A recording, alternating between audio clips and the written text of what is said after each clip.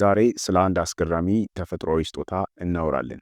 የአንጀት መጥረጊያ እየተባለ የሚጠራውና ለብዙዎቻችን የጤና ችግሮች መፍትሄ የሆነውን ሲሊየም ሃስክን ታውቁታላችሁ? ይህ ተፈጥሯዊ ፋይበር ከሆድ ድርቀት መገላገል ጀምሮ የደም ስኳርንና ኮሌስትሮልን እስከ ማስተካከል ድረስ ድንቅ የሆኑ የጤና ጥቅሞች አሉት። በዚህ ቪዲዮም ሲሊየም ሃስክ የሚሰጠን 11 ድንቅ የጤና ጥቅሞችን፣ አዘገጃጀቱና አጠቃቀሙን እንዲሁም ደግሞ ማድረግና ማወቅ ያለብንም ጥንቃቄዎች ምንድናቸው የሚለውን በዝርዝር እንመለከታለን። በተጨማሪም በቪዲዮ መሃል ላይ ይህንን ድንቅና ተአምራዊ እህል የት እንደምታገኙትም እነግራችኋለሁ። እስከ ቪዲዮ መጨረሻ አብራችሁን ቆዩ። ከዛ በፊት ግን ቪዲዮን ላይክ በማድረግ ጀምሩት። መልካም ቆይታ።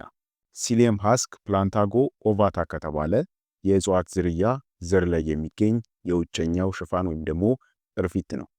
ይህም እጽዋት በብዛት በህንድና በሜዲትራኒያን አካባቢዎች የሚበቅል ሲሆን ለዘመናት በባህላዊ ሕክምና ውስጥ ለሆድና እንዲሁም ደግሞ ለአንጀት ጤና ሲያገለግል ቆይቷል። ሲሊየም ሃስክ በባህሪው ሚዩሲሌጅ የሚባል ተፈጥሯዊ ሙጫ መሰል ነገር በውስጡ የያዘ ሲሆን ከውሃ ጋር ሲገናኝ መጠኑን አሳድጎ ወደ ጄልነት የመቀየር ልዩ የሆነ ተፈጥሮ አለው። ሲሊየም ሃስክ 70% የሚሆነው ሶሉብል ፋይበር፣ ይሄ ማለት በውሃ ውስጥ የሚሟሟ ሲሆን 30%ቱ ደግሞ ኢንሶሉብል ነው። ይህ ማለት የማይሟሟ ማለት ነው። ይህም ሚዛኑ የተጠበቀ የፋይበር ስብጥር ለሰውነታችን እጅግ አስፈላጊ ንጥረ ነገር ያደርገዋል። ይህም ተፈጥሯዊ ምርት በውስጡ ምንም አይነት ስኳር፣ ስብ ወይም ደግሞ ኮሌስትሮል የሌለው ሲሆን በካሎሪ መጠኑም እጅግ ዝቅተኛ ነው። በውስጡ የሚገኘውም ዋነኛው ንጥረ ነገር ካርቦሃይድሬት ቢሆንም ይህም ካርቦሃይድሬት በሰውነታችን የማይፈጭ ኮምፕሌክስ ፋይበር ስለሆነ ወደ ደም ውስጥ ስኳር ሆኖ አይገባም። ይልቁንም በአንጀታችን ውስጥ አልፎ ሲሄድ እንደ መጥረጊያ ሆኖ ውስጣዊ አካላችንን በማጽዳትና ለጠቃሚ ባክቴሪያዎችም ምግብ በመሆን ያገለግላል ማለት ነው። ለዚህም ነው በዘመናዊ የጤና ሳይንስ የአንጀት ጤና ቁልፍ ተብሎ የሚጠራው። ስለ ሲሊየም ሃስክ ለመግቢያ ያክል ይሄን ካልን አሁን ደግሞ ያሉትን 11 ዋነኛ ጥቅሞችን ልንገራችሁ። አንደኛውና የመጀመሪያው የሆድ ድርቀትን ያስወግዳል።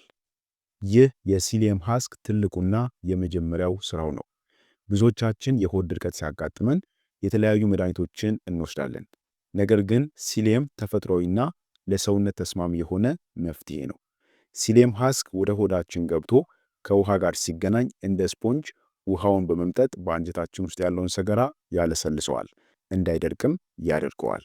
የሰገራን መጠንን በመጨመር አንጀታችን ቆሻሻን ወደ ውጭ እንዲገፋው ግፊት ይፈጥርለታል። እንደ ቅባት ሆኖ አንጀታችሁ ውስጥ ስለሚንሸራሸር ያለምንም ማማጥ ወይም ደግሞ ህመም ቆሻሻ እንዲወገድ ያደርጋል።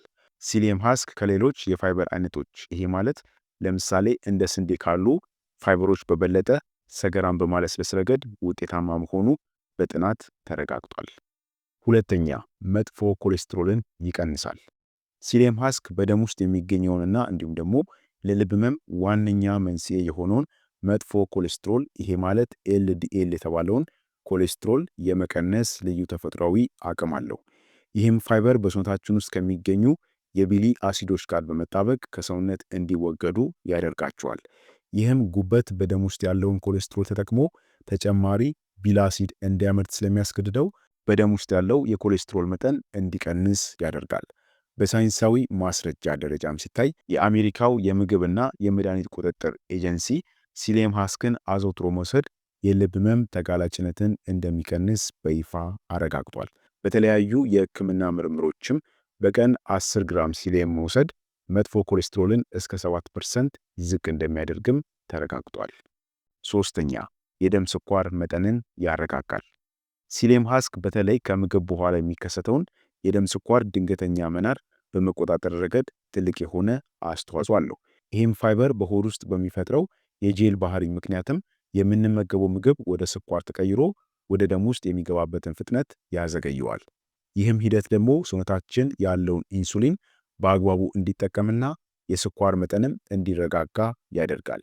አይነት 2 የስኳር በሽታ ባለባቸው ሰዎች ላይ የተደረጉ ጥናቶች እንደሚያሳዩት ከሆነ ሲሊየም ከምግብ በፊት መውሰድ የረጅም ጊዜ የስኳር መቆጣጠሪያ መለኪያን፣ ይሄ ማለት ሄሞግሎቢን ኤዋንሲን ለማሻሻል ይረዳል። ይህም በሕክምናው ዘርፍ ለስኳር ታማሚዎች እንደ ተመራጭ የተፈጥሮ ፋይበር እንዲወሰድ ያደርገዋል። አራተኛ፣ ክብደትን ለመቀነስ ይረዳል። ሲሌም ሃስክ ክብደትን ለመቀነስ ለሚፈልጉ ሰዎች እንደ ተፈጥሯዊ ረዳት ሆኖ ያገለግላል። ይህም ፋይበር ውሃን የመምጠጥና በሆድ ውስጥ የመበጥበጥ ከፍተኛ ባህሪ ስላለው ከተወሰደ በኋላ የሆድ የመሙላት ወይም ደግሞ የመጥገብ ስሜት እንዲሰማ ያደርጋል። ይህም ስሜት ደግሞ በምግብ መካከል የሚመጣን የረሃብ ስሜት በመቀነስ አላስፈላጊ የሆኑ ምግቦችን የመመገብ ፍላጎትን በእጅጉ ይገታል። በአፒታይት የሕክምና መጽሔት ላይ የወጡ ጥናቶች እንደሚያሳዩት ሲሌም ሃስክን ከምግብ በፊት መውሰድ በምግብ ሰዓት የሚወሰደውን የካሎሪ መጠን በእጅጉ ይቀንሳል። ይህም በረጅም ጊዜ ሂደት ውስጥ ያለምንም ጫና ክብደትን ለመቀነስ ይረዳል። በተጨማሪም ደግሞ በሰውነት ውስጥ ያለውን የስብ ክምችት ለማቃጠል ምቹ ሁኔታን ይፈጥራል። አምስተኛ፣ የደም ግፊትን ዝቅ ያደርጋል። ሲሌም ሃስክን በአግባቡ መጠቀም በተለይ የደም ግፊት ላለባቸው ሰዎች እንደ ተፈጥሯዊ ማረጋጊያ ሆኖ ያገለግላል። ይህም ፋይበር በደም ቧንቧዎች ውስጥ የሚኖረውን ግፊት በመቀነስ የልብን ስራ ያቀላል።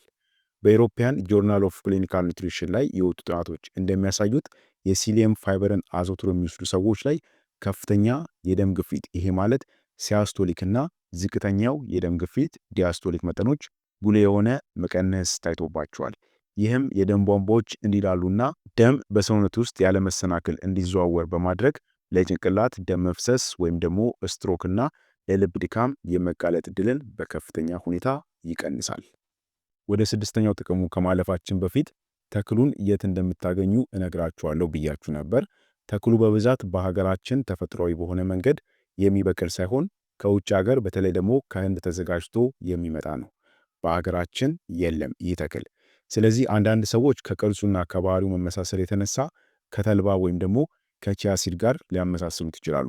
ምንም እንኳን ሁለቱም ከፍተኛ ፋይበር ያላቸውና ውሃ ሲነካቸው ጄል የመሆን ባህሪ ቢኖራቸውም ሲሊየም ግን ከተልባና ቺያ ሲድ የተለየና እንዲሁም ደግሞ የፋይበር መጠኑ በጣም ከፍተኛ የሆነ የእጽዋት ቅርፊት ነው። በሀገራችን ታዲያ በብዛት በትላልቅ ሱፐርማርኬቶች በታሸገ መልክ ይሸጡታል። በፋርማሲዎችም አንዳንድ ትልልቅ ፋርማሲዎች እንደ ቫይታሚንና እንደ ምግብ ማሟያ ወይም ደግሞ እንደ ሰፕሊመንት ይሸጡታል። ታዲያ በዚህ ስሙ ይሄ ማለት በሲሊየም ሃስክ በሚባል ስሙ ይታወቃል። አንዳንዶች ደግሞ ቃቱን ብለው ይጠሩታል። ስለዚህ በእነዚህ ቦታዎች ማግኘት ትችላላችሁ ወይም ደግሞ በእነዚህ ቦታዎች ልታገኙት ትችላላችሁ ማለት ነው። ነገር ግን ስትገዙት ሃስክ ወይም ደግሞ ሽፋን መሆኑን አረጋግጡ። ምክንያቱም አንዳንድ ጊዜ ዘሩን ወይም ደግሞ ሲዱን ብቻ ሊሸጡት ይችላሉ። ስለዚህ ከፍተኛ ጥቅም ያለው ደግሞ ሃስኩ ላይ ወይም ደግሞ ሽፋኑ ላይ ስለሆነ ሲሊየም ሃስክ ብላችሁ ሽፋን ያለው መሆኑን ማወቅ አለባችሁ። እንዲሁም ደግሞ አይታችሁ መግዛት ይኖርባችኋል ማለት ነው። ሽፋን ስንል ልክ ለምሳሌ ስንዴ ላይ እንዳለው ይሄ ማለት የስንዴ ፍሬ ላይ እንዳለው ቅርፊቱ ማለት ነው። ስለዚህ ዋናው ጥቅሙ ያለው ሃስኩ ላይ ወይም ደግሞ ገለባው ቅርፊቱ ላይ ስለሆነ ያንን ያካተተ መሆኑን አረጋግጣችሁ መግዛት ይኖርባችኋል።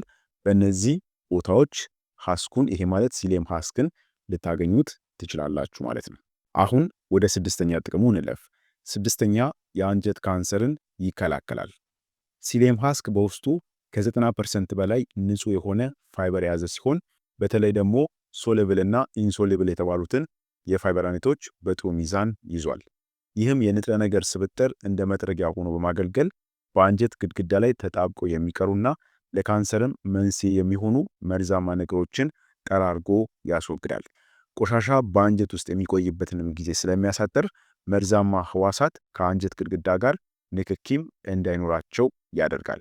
በፋይበር የበለጸጉ ምግቦች ይሄ ማለት እንደ ሲሊየም ያሉ ምግቦች የአንጀት መቆጣትን እንደሚቀንሱና በረጅም ጊዜ ሂደትም ለአንጀት ካንሰር የመጋለጥ ዕድልን በከፍተኛ ሁኔታ እንደሚከላከሉ የዓለም የካንሰር ምርምር ተቋማት ያረጋግጣሉ። ሰባተኛ የኪንታሮት ህመምን ያስታግሳል። ሲሊየም ሃስክ በውስጡ የያዘው ከፍተኛ የፋይበር መጠን እንዲሁም ደግሞ ውሃን የመሳብ ተፈጥሮ ሰገራን እጅግ በጣም ልስልስና እንዲሁም ደግሞ በቀላሉ የሚንሸራተት እንዲሆን ያደርገዋል። ይህም ታዲያ በምትጸዳዱበት ወቅት የሚፈጠርን ከፍተኛ ማማጥና እንዲሁም ደግሞ ግፊትን ያስቀራል ማለት ነው። የኪንታሮት ዋነኛው መንስኤ ደግሞ ህመሙንም የሚያባብሰው የደረቀ ሰገራን ለማስወገድ የሚደረግ ግፊት እንደሆነ ይታወቃል። ታዲያ ሲሊየም ሃስክ ይህንን ግፊት በማስቀረት የቆሰሉ የደም ቧንቧዎች ደም እንዳያፈሱና እንዲሁም ደግሞ የህመም ስሜት እንዲቀንስም ያደርጋል ማለት ነው። ጥናቶች እንደሚያሳዩት ከሆነ ኪንታሮት ያለባቸው ሰዎች ሲሊየም ሃስክን ሲጠቀሙ የደም መፍሰስ መጠናቸው በ50% እንደሚቀንስና ቁስሉም ቶሎ የመዳን ዕድል እንዳለው በሕክምና ተረጋግጧል። ስምንተኛ ለተቅማጥ ፈጣን መፍትሄ ነው። ሲሊየም ሃስክ በውስጡ የያዘው ልዩ ሚውሲሌጅ የተባለ ንጥረ ነገር ውሃን የመምጠጥና ወደ ጄል የመቀየር ከፍተኛ አቅም አለው። ይህም ንጥረ ነገር በተቅማጥ ጊዜ በአንጀት ውስጥ ያለውን ከመጠን ያለፈ ፈሳሽ በመምጠጥ ቀጭን ሰገራ እንዲወፍርና መጠኑም እንዲገዝፍ ያደርጋል። ሲሊየም ሃስክ በአንጀት ውስጥ ያለውን የቆሻሻ ፍሰት ፍጥነት የማዘግየት ባህሪ እንዳለው በሕክምና ምርምሮች ተረጋግጧል። ታዲያም ይህን በተቅማጥ ምክንያት የሚፈጠርን የሰውነት ፈሳሽ ከመቀነሱም በላይ አንጀት ምግብንና ንጥረ ነገሮችን ለመምጠጥ በቂ ጊዜ እንዲያገኝ ይረዳዋል ማለት ነው። በዚህም ምክንያት ሲሊየም ለሆድ ድርቀት ብቻ ሳይሆን ለተቅማጥም ተፈጥሯዊና አስተማማኝ መድኃኒት ተደርጎ ይወሰዳል ማለት ነው። ዘጠነኛ የጨጓራ አሲድ መመለስን አሲድ ሪፍሉክስን ይከላከላል። ሲሊየም ሃስክ በውስጡ የያዘው የፋይበር ንጥረ ነገር ከውሃ ጋር ሲገናኝ የሚፈጥረው ወፍራም ጄል በጨጓራና በጉሮሮ መካከል እንደ ተፈጥሯዊ መከላከያ ግድግዳ ሆኖ ያገለግላል። ይህም ንጥረ ነገር የጨጓራ አሲድ ተከማችቶ ወደ ላይ ወደ ጉሮሮ እንዳይመለስ፣ ይሄ ማለት ሪፍሉክስ እንዳያደርግ የጨጓራን ይዘት እንዲረጋጋ ያደርገዋል ማለት ነው። በፋይበር የበለጸጉ ምግቦች የጨጓራን ጫና እንደሚቀንሱና አሲድም ወደ ላይ የሚገፋበትን እድል እንደሚያሳንሱ በሰፊው ይታወቃል። ሲሊየም ደግሞ በጨጓራ ግድግዳ ላይ የሚፈጠረውን ቀጭን ሽፋን አሲዱ ግድግዳውን እንዳያቆስለውና የሚሰማውም የቃጠሎ ስሜት እንዲቀዘቅዝ በማድረግ ረገድ ከፍተኛ የሆነ አስተዋጽኦ ያደርጋል ማለት ነው። አስረኛ ጠቃሚ ባክቴሪያዎችን ያበዛል። ሲሊየም ሃስክ እንደ ፕሪባዮቲክ ንጥረ ነገር ሆኖ ያገለግላል። ይሄ ማለት በአንጀታችን ውስጥ ለሚገኙና ለጤናችን እጅግ አስፈላጊ ለሆኑ ጥሩ ባክቴሪያዎች እንደ ዋና ምግብ ሆኖ ያገለግላቸዋል ማለት ነው። እነዚህም ባክቴሪያዎች ሲሊየምን ሲመገቡት ሾርት ቼን ፋቲ አሲድ የተባሉ ለጤና ጠቃሚ የሆኑ ንጥረ ነገሮችን ያመርታሉ። እነዚህም ንጥረ ነገሮች የአንጀት ግድግዳን ጤና ከመጠበቃቸውም በላይ የሰውነትን በሽታ የመከላከል አቅም፣ ይሄ ማለት ኢሚኒ ሲስተም እንደሚያጠነክሩ በምርምር ተረጋግጧል። ጥሩ ባክቴሪያዎች በአንጀት ውስጥ በበቂ ሁኔታ ሲራቡ፣ ጎጂ የሆኑ ባክቴሪያዎች ደግሞ እንዳይባዙና ለተለያዩ በሽታዎች እንዳያጋልጡን ስለሚከላከሉ ሲሊየም ለጠቅላላው የሰውነት ጤና መሰረታዊ ሚና ይጫወታል ማለት ነው። 11ኛና በስተመጨረሻ የቆዳን ጥራት ያሻሽላል። ሲሊየም ሃስክ በውስጡ የያዘው ከፍተኛ የፋይበር ንጥረ ነገር የሰውነትን ውስጣዊ የጽዳት ሂደት፣ ይሄ ማለት ዲቶክሲፊኬሽን በማፋጠን ለቆዳ ጤና ቀጥተኛ የሆነ አስተዋጽኦን ያደርጋል። በሰውነታችን ውስጥ ያሉ መርዛማ ነገሮችም አላስፈላጊ ስቦች በሰገራ መልክ ቶሎ ተወግደው እንዲወጡ ስለሚያደርግ እነዚህ ቆሻሻዎች በቆዳ በኩል ወጥተው ብጉር፣ ሽፍታ ወይም ደግሞ የቆዳ መመረዝ እንዳያመጡ ይከላከላል። በቆዳ ጤናና እንዲሁም ደግሞ በአንጀት ጤና መካከል ጥብቅ የሆነ ቁርኝት፣ ይሄ ማለት ገት ስኪን አክሲስ ይባላል፣ እንዳለ በሰፊው ይታወቃል።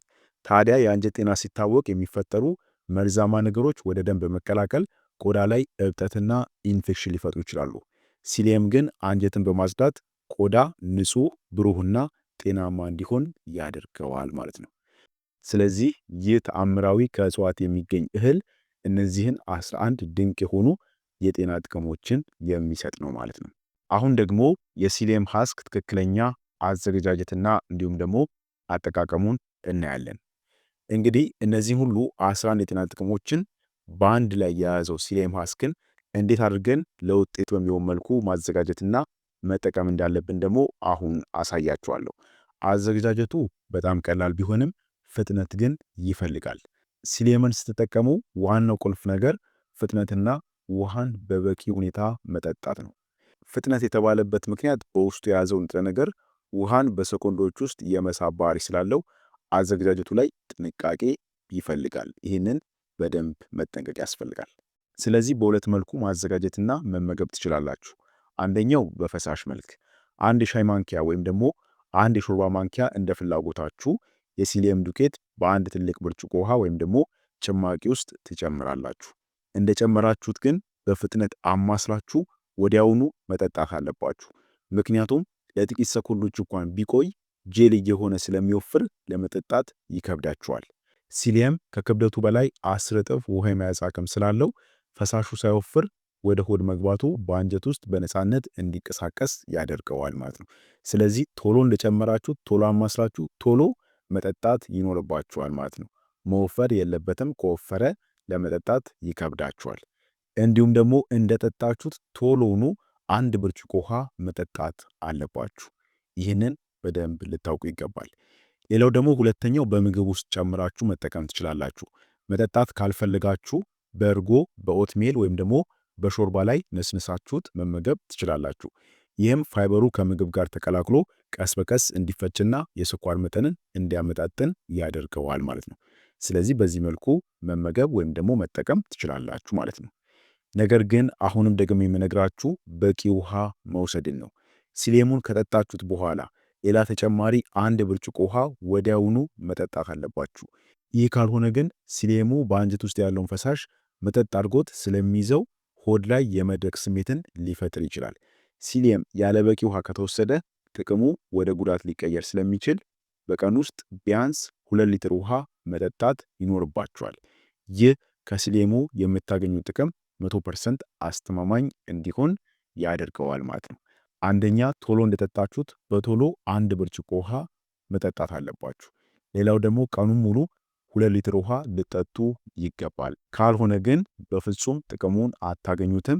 ከጥቅሙ ይልቅ ጉዳት ነው የሚሆንባችሁ ማለት ነው። ስለዚህ የውሃ አጠጣጣችሁን በደንብ መጨመር አለባችሁ ማለት ነው። አሁን ደግሞ ሲሌማስክን ስትጠቀሙ መደረግ ያለባቸውን ጥንቃቄዎችና መጠቀም የሌለባቸውን ሰዎች እነግራችኋለሁ። ምንም እንኳን ሲሊየም እጅግ ጠቃሚ ቢሆንም አጠቃቀሙ ላይ ጥንቃቄ ካልተደረገ የሚፈልገውን ውጤት ላያመጣ ይችላል። የመጀመሪያው ጉዳቱ የውሃ መጠን ማነስ ነው። ሲሊየም ከፍተኛ መጠን ያለው ውሃ የሚመጥ ፋይበር በመሆኑ በቂ ውሃ ሳይጠጡ መውሰድ በጉሮሮ ወይም ደግሞ በአንጀት ውስጥ እንዲጣበቅና የድርቀት ስሜት እንዲጨምር ሊያደርግ ይችላል። ስለዚህ ሁልጊዜ ከሲሊየም ጋር እናም ደግሞ ከወሰዳችሁት በኋላ ብዙ ውሃ መጠጣት አለባችሁ። አሁንም እደግምላችኋለሁ፣ ሲሌሙን እንደጠጣችሁ በቶሎ 1 ብርጭቆ ውሃ መጠጣት አለባችሁ። በተጨማሪም ደግሞ ቀኑ ሙሉ 2 ሊትር ውሃ መጠጣት አለባችሁ። ሌላው የመድኃኒት መሳብን ሊያስተጓጉል ይችላል። ሲሌም በሆድ ውስጥ የጄል ሽፋን ስለሚፈጥር ሌሎች የሚዋጡ መድኃኒቶች ወደ ደም እንዳይዋዱ ወይም ደግሞ እንዳይገቡ ሊያደርግ ይችላል ወይም ደግሞ ሊያግዳቸው ይችላል። ማንኛውንም አይነት መድኃኒት ከመውሰዳችሁ ከ2 ሰዓት በፊት ወይም ደግሞ በኋላ ሲሌምን መውሰዱ የመድኃኒቱን ውጤታማነት ላለመቀነስ ይረዳል ማለት ነው። ስለዚህ ከመድኃኒት 2 ሰዓት በፊት ወይም ደግሞ መድኃኒት ከወሰዳችሁ ደግሞ ከ2 ሰዓት በኋላ ልትወስዱት ይገባል ማለት ነው። ከመድኃኒት ጋር እንዳትወስዱት። ከማንኛውም መድኃኒት ጋር መውሰድ የለባችሁም። ሌላው ሶስተኛ ነጥብ የመተንፈሻ አካል ችግር ላለባቸው ሰዎች ነው። ትልቅ ጥንቃቄ። ሲሊየም በዱቄት መልክ ሲዘጋጅ በጣም ደቃቅ ስለሆነ የአስም ችግር ያለባቸው ሰዎች ዱቄቱን ወደ ውስጥ እንዳይተነፍሱት ጥንቃቄ ማድረግ አለባቸው። ይህም የአለርጂ ስሜት ሊቀሰቀስባቸው ይችላል። ስለዚህ አስም ያለባችሁ ወይም ደግሞ የመተንፈሻ አካል ችግር ያለባችሁ ተጠንቀቁ። ሌላው ከባድ የሆነ የአንጀት መዘጋት ካለባችሁ፣ ቀደም ሲል ከባድ የአንጀት መጥበብ ወይም ደግሞ መዘጋት ችግር ያለባቸው ሰዎች ሲሊየም የአንጀት ይዘትን ስለሚጨምር ሁኔታውን ሊያባብሰው ይችላል። ስለዚህ እንዲህ አይነት የጤና ችግር ያላችሁ ሰዎች ባይጠቀሙት የሚመከር ነው ማለት ነው። ሌላው ተጨማሪ ነጥብ የምነግራችሁ ሰውነታችሁ ከፋይበሩ ጋር እንዲላመድ መጀመሪያ በትንሽ መጠን ጀምሩ። ለምሳሌ በቀን 1 ጊዜ ግማሽ የሻይ ማንኪያ በዚህ መልኩ ጀምራችሁ ቀስ በቀስ መጠኑን ወደ 1 ወይም ደግሞ ወደ 2 የሾርባ ማንኪያ ማሳደግ ትችላላችሁ ማለት ነው። ይህም ማቀራረባችሁ ሆዳችሁ ሳይቆጣ ወይም ደግሞ ሳይነፋ ጥቅሙን በቀላሉ እንድታገኙ ይረዳችኋል ማለት ነው። ስለዚህ በአንዴ በብዙ መጠን እንዳትጀምሩት፣ በግማሽ የሾርባ ማንኪያ ጀምሩ። ከዛ በኋላ ደግሞ ቶሎ እንደጠጣችሁት ቶሎኑ 1 ብርጭቆ ውሃ ጠጡ። በተጨማሪም ቀኑን ሙሉ 2 ሊትር ውሃ መጠጣታችሁን እንዳትዘነጉ። እናም አሁን ያልኳችሁን ጥንቃቄዎች ደግሞ እንዲሁም ደግሞ አሁን ያልኳችሁ ሰዎች ደግሞ ሲሌም ሃስክን ስትጠቀሙ መጠንቀቅ ይኖርባችኋል። እነዚህን ጥንቃቄዎች ከግምት ውስጥ አስገብታችሁ መጠቀም ይኖርባችኋል ማለት ነው። ካልሆነ ጥቅም ሳይሆን መርዝ ወይም ደግሞ ጉዳት ነው የሚሆንባችሁ ማለት ነው። ስለዚህ ይሄንን መጠንቀቅ ያስፈልጋል። እዚህ ላይ ትልቅና ከፍተኛ የሆነ ግንዛቤን መውሰድ ያስፈልጋል ማለት ነው። በአጠቃላይ ሲሌ ማስክን ወደ ዕለት ተዕለት ምግባችን ውስጥ ማስገባት ለጤናችን የሚሰጠው ፋይዳ እጅግ ብዙ ነው። ነገር ግን እንዳየነው ጥቅሙን ለማግኘት በቂ ውሃ መጠጣትና አጠቃቀሙን ማወቁ ወሳኝ ነው። ይህ መረጃ ጠቃሚ ሆኖ ካገኛችሁት ለወዳጅ ዘመዶቻችሁ ሼር በማድረግ የሌሎችንም ጤና ጠብቁ። ጥያቄ ካላችሁ ወይም ደግሞ ሲሊየምን ተጠቅማችሁ ያገኛችሁት ውጤት ካለ ኮሜንት ላይ ወይም ደግሞ ሐሳብ መስጫው ላይ አስቀምጡልኝ። ለቻናሌም አዲስ ከሆናችሁ ሰብስክራይብ እያደረጋችሁ ቤተሰብ ሁኑላችኋለሁ። በቀጣይ ደግሞ በሌላ አስተማሪ የጤና ቪዲዮ የምንገናኝ ይሆናል። እስከዛው ቸር ሰንብቱ። በጤና ቆዩልኝ። ቻው